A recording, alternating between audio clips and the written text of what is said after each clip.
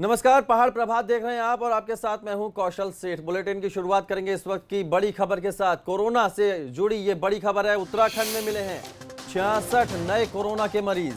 बड़ी खबर आपको बता रहे हैं, एक दिन में 66 नए केस मिले हैं और अब तक 2791 लोग संक्रमित हो चुके हैं इस कोरोना से। सिर्फ नैनीताल में ही 29 नए मरीज मिले हैं। तो बड़ी खबर आपको बता रहे हैं, एक दिन में 66 नए केस मिले हैं।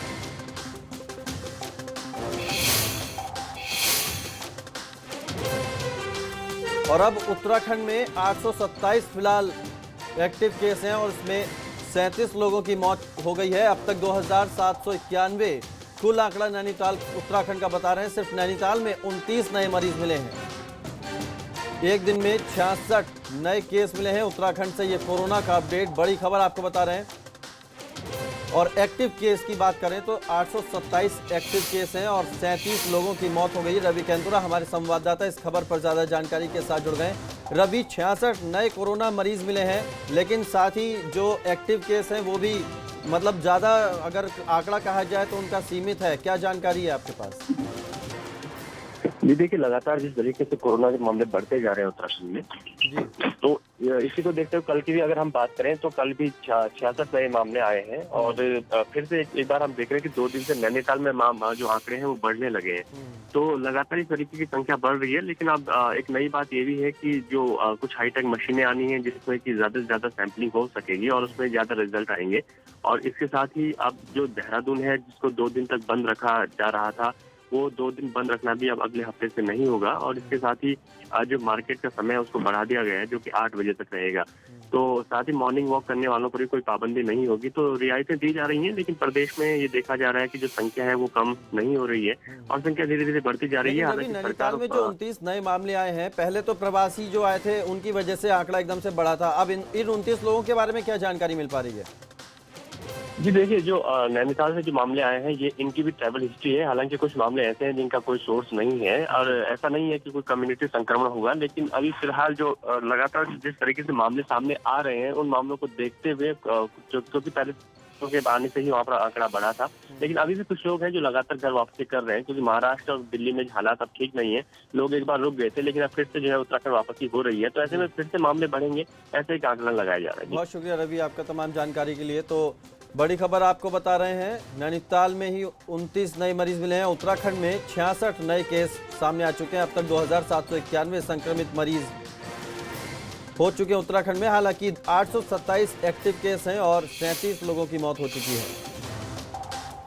तो उत्तराखंड में कोरोना के 66 और नए मामले सामने आए हैं। काशीपुर का रुख करते हैं। काशीपुर के आईटीआई थाने में तैनात 2 महिला पुलिसकर्मियों के कोरोना संक्रमित पाए जाने के बाद आईटीआई थाने को पूरी तरह खाली कर दिया गया है। आईटीआई थाने के थानाध्यक्ष समेत सभी पुलिसकर्मियों को एक निजी होटल में क्वारंटीन कर दिया गया है। 38 से ज्यादा पुलिसकर्मियों के सैंपल लिए गए हैं और सभी पुलिसकर्मियों के परिजनों के सैंपल भी टेस्ट के लिए भेज दिए गए हैं।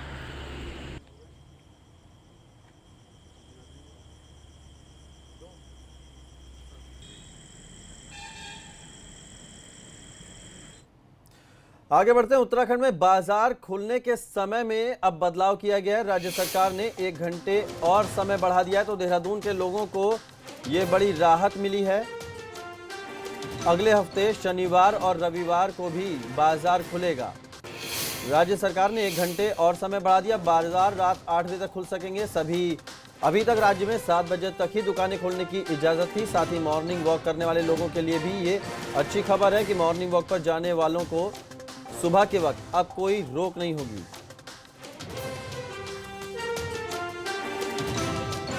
ने 2 दिन का अपना वीकेंड्स क्लोज किया है, उसका एक बहुत इफ़ेक्टिव परिणाम ये रहा है। मैं ये तो नहीं कहता कि वो एक अकेला रीज़न है, लेकिन वो बहुत सिग्निफिकेंट रीज़न है कि आपके उस कम्युनिटी वो लॉकडाउन जो 2 दिन वीकेंड में करने का एक सबसे महत्वपूर्ण जो सरफेस से अगर किसी को इन्फेक्शन हो रहा था, उस इन्फेक्शन पे काफ़ी हद तक रोक लग गई है। हमारे पास अननोन सोर्स ऑफ इन्फेक्शन के केसेस आने बिल्कुल बंद हो गए हैं। आगे बढ़ते हैं। देहरादून में एक चौंकाने वाला मामला सामने आया है। आरटीओ दफ्तर में फर्जी ट्रांसफर लेटर भेज दिया गया, जिसे देखकर 2 अधिकारी नई जगह पर ज्वाइनिंग के लिए पहुंच भी गए। इस मामले की जांच के लिए अब एसआईटी गठित कर दी गई है। दरअसल शासन के नाम से एक लेटर जारी हुआ था, जिसमें 2 आरटीओ के ट्रांसफर की बात थी। इतना ही नहीं, इस लेटर के बाद देहरादून आरटीओ दफ्तर में ज्वाइन करने के लिए नए अफसर भी पहुंच गए। फर्जीवाड़े का खुलासा तब हुआ जब शासन स्तर पर बातचीत की गई। फर्जी ट्रांसफर लेटर में देहरादून आरटीओ को परिवहन आयुक्त ऑफिस से भेजा गया था। वहीं परिवहन उपायुक्त सुधांशु गर्ग को आरटीओ देहरादून बनाने के फर्जी आदेश लिखे गए थे। देखिए, हम लोग का प्रयास है कि इसमें जो जिस तरह का मैनिपुलेशन हुआ है, उसमें जो भी लोग इन्वॉल्व हैं उनके खिलाफ जल्द से जल्द कार्रवाई हो सके, उनको आइडेंटिफाई हम लोग कर पाएँ। उसके लिए जो हमारे सीओसीटी हैं, उनके सुपरविजन में एक एसआईटी बनाई गई है। इसमें जो इंस्पेक्टर कोतवाली हैं, इंस्पेक्टर एसओजी हैं, उनको सम्मिलित किया गया है और प्रयास ये रहेगा कि जल्दी से जल्दी जो भी लोग हैं आइडेंटिफाई हो और जो भी लीगल कार्रवाई है हम टाइमली इसको वाइंड अप करें। उत्तराखंड हाईकोर्ट ने जिला योजना के मद में सरकार की ओर से जारी 110 करोड़ रुपए की धनराशि पर रोक लगा दी है। हाईकोर्ट ने सरकार को चुनाव आयोग से राय मशवरा करने के निर्देश दिए हैं, तो सरकार को झटका लगा है। हाईकोर्ट से जिला योजना की धनराशि पर रोक लगा दी है। नैनीताल हाईकोर्ट ने 110 करोड़ की धनराशि पर कोर्ट ने रोक लगाई है।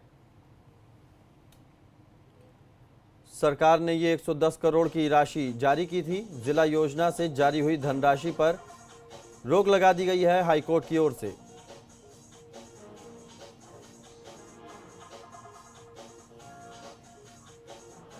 उत्तराखंड राज्य में अभी जिला नियोजन समिति के चुनाव संपन्न नहीं हो पाए हैं और अभी राज्य सरकार ने सभी जिलाधिकारियों को ये अधिकार दिए थे कि जिला योजना की धनराशि को जिलाधिकारी खर्च कर पाएंगे और 16 जून को शासन ने 110 करोड़ रुपए की धनराशि सभी जिलाधिकारियों को जारी की थी कि आप जिला योजना के से उस धनराशि को खर्च करें।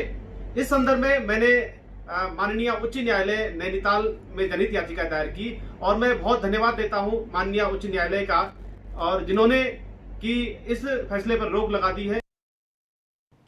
उत्तराखंड में नेपाल से लगती सीमा पर इन दिनों तनाव का माहौल है। हमारा पड़ोसी मुल्क नेपाल चीन के उकसावे में आकर बेवजह ही विवाद खड़ा कर रहा है। इस तनातनी के बीच चंपावत में महाकाली नदी पर बन रहे पंचेश्वर डैम का काम रोक दिया गया है। पंचेश्वर डैम से उत्तराखंड से हमारे ब्यूरो चीफ अजीत सिंह राठी की ये एक्सक्लूसिव रिपोर्ट देखिए।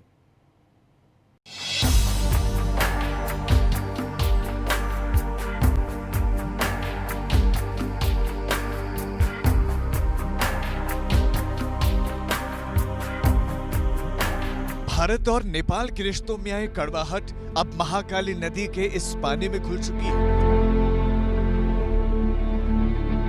इसी का असर है कि चंपावत में महाकाली नदी पर बन रहे पंचेश्वर डैम को ग्रहण लग गया है।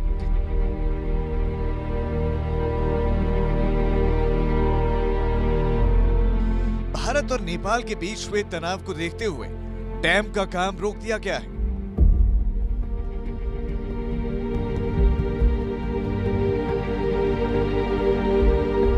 नेपाल बॉर्डर के मिशन पर निकले एबीपी गंगा के Uttarakhand bureau chief Ajit Singh Rathi Pancheshwar dam की उस साइट का मुआयना करने के लिए जा रहे हैं जो महाकाली नदी पर बन रहा है। चीन के उकसावे पर नेपाल ने जो रवैया भारत के खिलाफ अख्तियार किया है उससे नेपाल को ही नुकसान होने की पूरी संभावना है। मैं इस समय चंपावत डिस्ट्रिक्ट के बॉर्डर पर खड़ा हूं और ये सरयू नदी है और ये सरयू नदी पीछे से आ रही है, इसका बहाव इस तरफ है और इस सरयू नदी में थोड़ा पीछे 1 किलोमीटर पीछे जाकर पनार नाम की एक छोटी नदी का संगम होता है। पनार वहाँ इसमें संगम होने के बाद ख़त्म हो जाती है और वहाँ से पूरी सरयू नदी इधर आ रही है और वो दूसरे छोर पर आप देख सकते हैं कि पिथौरागढ़ की तरफ से रामगंगा नदी आ रही है। तो ये जगह वो है जहाँ रामगंगा और सरयू नदी का संगम हो रहा है। इस बांध को भारत और नेपाल संयुक्त रूप से मिलकर बना रहा है। इसके बनने से उत्तराखंड के 30,000 से ज्यादा परिवार और 133 गांव प्रभावित होंगे। अपनी इस रिपोर्ट में अजीत सिंह राठी आपको यही दिखाएंगे कि पंचेश्वर बांध कहां पर बन रहा है और इस पर अब अब तक कितना काम हो चुका है? भारत और नेपाल के बीच 30,000 मेगावाट का एक हाइड्रो प्रोजेक्ट पहले से ही सैंक्शन है।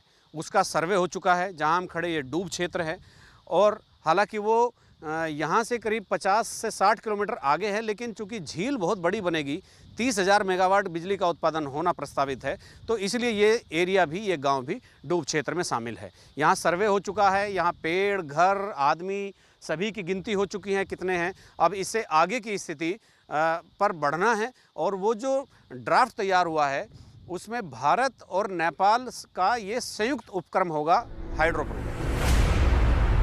भारत नेपाल के रिश्तों में आई खटास और सीमा पर तनाव की वजह से फिलहाल पंचेश्वर बांध का काम रोक दिया गया है। इसके बाद हम उस जगह पर पहुंचे जहां पर डैम बनना है, मगर डैम तक पहुंचने के लिए हमें जंगल से होकर गुजरना पड़ा। नीचे महाकाली नदी बह रही है, जिसके ऊपर एबीपी गंगा के उत्तराखंड ब्यूरो चीफ अजीत सिंह राठी एक संकरी पगडंडी से होकर गुजर रहे हैं। इस समय मैं महाकाली नदी और सरयू नदी के संगम तट पर हूँ। ये नेपाल बॉर्डर है और मैं भौगोलिक तौर पर आपको समझा देता हूँ किस तरह से क्या है। वो सामने काली नदी, महाकाली नदी आ रही है और सामने का जो पर्वत है वो पिथौरागढ़ जिला है उत्तराखंड का, और वो जो उधर बाईं तरफ से जो नदी आ रही है वो सरयू नदी है। तो ये सरयू नदी का पंचेश्वर मंदिर के पास संगम है। सरयू नदी और महाकाली नदी का ये संगम होता है। सामने ये नेपाल का बेतड़ी जिला है। इधर आप सामने देखेंगे ये ऊंचा पर्वत जो है ये नेपाल देश का बेतड़ी जिला है। तो ये 3 जिले हुए, नेपाल का बेतड़ी और उत्तराखंड का पिथौरागढ़ और चंपावत, और ये त्रिकोण है एक तरह से, ये संगम है सरयू नदी का और महाकाली नदी। नेपाल बॉर्डर पर पंचेश्वर में सरयू और महाकाली नदी का संगम होता है। इससे कुछ दूरी पर इस बांध को बनाया जा रहा है। जब नेपाल नरेश जिंदा थे तो उन्होंने तत्कालीन प्रधानमंत्री अटल बिहारी वाजपेयी से एक निवेदन किया कि इस डैम को जल्दी बना लिया जाए ताकि बिजली आपूर्ति सुनिश्चित हो सके और वेग विकास का एक दरवाज़ा खुले। अटल बिहारी वाजपेयी भी सहमत हो गए और उस डैम का काम शुरू हो गया। और केंद्रीय जल आयोग की जो एक एजेंसी है वेबकेस, तो उनको एक जो प्रारंभिक काम होता है ड्रिल करके देखने का कि यहाँ बन सकता है कि नहीं बन सकता है, तकनीकी चीज़ों को साउंड करने का, तकनीकी तौर पर सारी चीज़ें एक बार फुल प्रूफ करने के बाद आगे बढ़ने का, तो वो काम उस एजेंसी ने कर लिया है। लेकिन जैसे ही काम चल रहा था तो नेपाल नरेश और उसके परिवार की वहाँ पर हत्या हो गई। वो एक बहुत बड़ा घटनाक्रम था नेपाल के लिए। और उसके बाद वहाँ माओ समर्थित सरकार आ गई और उस सरकार ने इस काम को बाधित कर दिया। तो बाधित होने के बाद वो आज तक बाधित है। बीच में जब उसकी एक बार रफ्तार हुई, लेकिन अब चीन की सह पर नेपाल ने जो बॉर्डर पर जो काम किया है, जो तमाम ये चौकियाँ फैला दी है और जिस तरह से पिथौरागढ़ के नक्शे को पूरे उत्तराखंड के बहुत सारे एक भूभाग को वो अपने नक्शे में मानचित्र में दर्शाकर एक कानून अपनी पार्लियामेंट से पास करा लेता है। तो इस तनाव में एक बार फिर जब शाही परिवार की हत्या हुई थी, उसके बाद एक बार फिर इस डैम का काम रुक गया है। अब आपको बताते हैं कि आखिरकार पंचेश्वर डैम भारत और नेपाल के लिए कितना अहम है। महाकाली नदी पर डैम बनाने की चर्चा 1954 में पहली बार पंडित जवाहरलाल नेहरू ने की थी, मगर 66 साल हो गए ये डैम सिर्फ चर्चा में ही रहा है। अब इसके बनने की आस भी जगी थी, मगर नेपाल के विवाद की वजह से डैम का काम रुक गया है। ये एशिया का नंबर 2 बांध है, दूसरे नंबर का सबसे बड़ा डैम बनना है और ये फिलहाल इसका मामला खटाई में पड़ता दिख रहा है। इस डैम की साइट को दिखाना इसलिए ज़रूरी था। ये वही महाकाली नदी है, ये वही महाकाली नदी है जो काला पानी से लेकर और नीचे टनकपुर तक और बहुत आगे जाके जब इसका नाम शारदा नदी हो जाता है, तो ये नेपाल के और भारत के बंटवारे की एक लाइन है जो ये बताती है कि एक तरफ भारत और एक तरफ नेपाल है। ये एक सामने ऊपर पहाड़ है, इसके पहाड़ के पीछे आर्मी की पोस्ट है। पहले नहीं होती थी, लेकिन यहाँ से दिखाई नहीं पड़ रही है, लेकिन अब वो आर्मी की पोस्ट यहाँ आ गई है। केवल सिक्योरिटी के मद्देनज़र नेपाल ने यहाँ भी थोड़ी चौकसी बढ़ाई है। इसको हम देख नहीं सकते चूँकि घना जंगल है। तो अब स्थिति यही बन गई है कि तनाव और तनाव से जो व्यवधान हुआ, उस व्यवधान के चलते अभी फिलहाल काम रुके हुए हैं। नेपाल ने ऐसे समय में विवाद खड़ा किया है जबकि डैम के लिए सर्वे और डूब क्षेत्र का निर्धारण हो चुका है।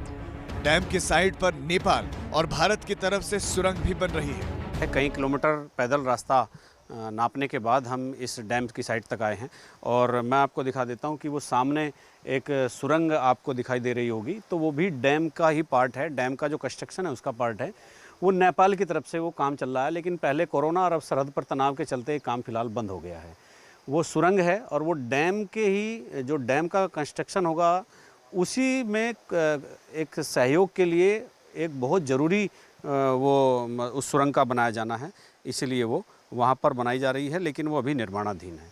और दूसरी तरफ मैं आपको दिखाऊंगा कि भारत के हिस्से में जहाँ हम खड़े हैं वो सामने नेपाल है और हम भारत के हिस्से में खड़े हैं, तो हमारे हिस्से में भी जहाँ सुरंग एक निर्माणाधीन है, एक सुरंग इधर से बनाई जा रही थी, लेकिन कारण वही है, पहले कोरोना और फिर सरहद का तनाव, तो ये बंद हो गई। ये मलबा उसी सुरंग का है जो सुरंग ऊपर से बनकर आ रही है। यहाँ से उसको कैमरे में कैद नहीं किया जा सकता क्योंकि वो बहुत ही ऊपर, जहाँ चढ़ने का कोई माध्यम भी नहीं है। तो नेपाल भारत के मित्र देशों में शामिल रहा है। दुनिया के दूसरे देशों के मुकाबले भारत से नेपाल के रिश्ते हर लिहाज, हर मायनों में अलग रहे हैं। नेपाल इस बात को जानता और मानता भी रहा है, लेकिन बीते दिनों से जिस तरह उसने नए नक्शे को पास किया, उसके बाद सरहद पर तनाव है। इस तनाव से वो प्रोजेक्ट भी अछूता नहीं रह पाया, जो भारत के साथ नेपाल के लिए भी काफी अहम है। पूरा पश्चिम नेपाल जो भारत से बिजली लेता है, उत्तराखंड, उत्तर प्रदेश और बिहार बिजली आपूर्ति करते हैं, उनके पास बिजली भी नहीं है घरों में जलाने के लिए। उस डैम के नहीं बनने से नेपाल को कितना नुकसान होने वाला है शायद अभी उसको अंदाज़ा नहीं है और उसके आंखों पर चीन की पट्टी पड़ी है। अभी ठीक है, थोड़ा इंतजार करना पड़ेगा। हो सकता है भारत से अपने पुराने संबंधों को समझने वाली वहाँ कोई सरकार स्थापित हो और रिश्तों की एक नई सुबह हो, उसके बाद ही इसकी उम्मीद की जाएगी। फिलहाल डैम का काम इस तनाव के चलते बंद हो गया है। महाकाली नदी और सरयू नदी के संगम तट से अपने सहयोगी कैमरामैन प्रमोद वाजपेयी के साथ एबीपी गंगा के लिए अजीत सिंह राठी। एक ब्रेक ले रुक रहे हैं, फौरन वापस लौटते हैं।